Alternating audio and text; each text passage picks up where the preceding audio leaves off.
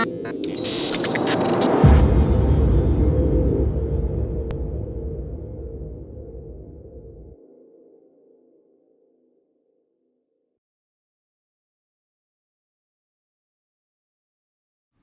this is Grandmaster Bryan Smith, and you're watching a video from chesslessons.com.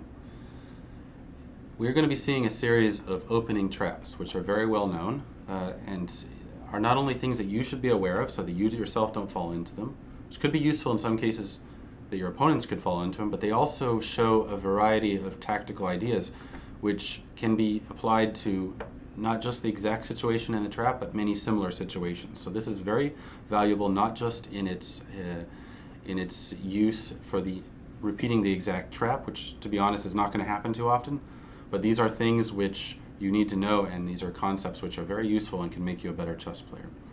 So for our first one, we're going to see a trap which can happen, and happened in a game between a player named Gibaud and a player named Lazard in 1924. In this game, white began with d4, and black played the move knight f6. So we have a queen pawn opening. Black has played a normal response, stopping white from making a pawn center by pushing the pawn next to it to e4. And here white played an unusual move, knight to d2. It's not a bad move yet. It has the disadvantage that it blocks the bishop from c1. However, this knight often goes there in a variety of queen pawn setups, so it's not really to be criticized so much yet. Black responded very vigorously with the move e5, a sacrifice, at least a temporary sacrifice of a pawn. He wants to open up this bishop. He wants to destroy white's e-pawn. And the plan is to, once white takes on e5, to now begin attacking this pawn with the knights. White responded by taking, which is really what he should do, because at least again, even if he loses the pawn back, he will gain time attacking the black knight. Black responded with the move knight g4. You might, if you know a little bit about chess, you might recognize something similar to the Budapest gambit in this way of playing. However, this itself is not the Budapest gambit.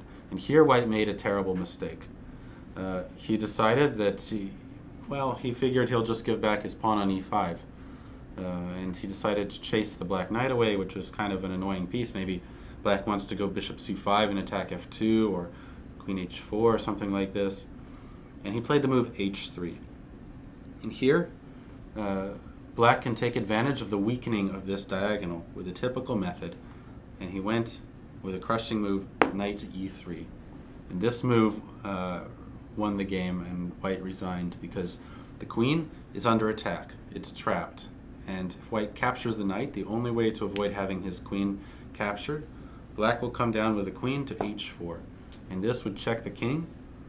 White has only one way out of the check, which is to block, but that doesn't do any good because black will take this pawn and checkmate.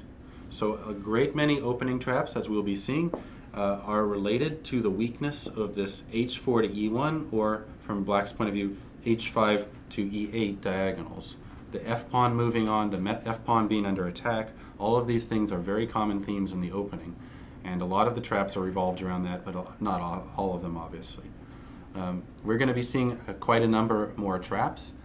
Obviously, we won't be able to enumerate all the possible traps in chess, which is just enormous number, but we'll see a good many of typical ones which you might run across.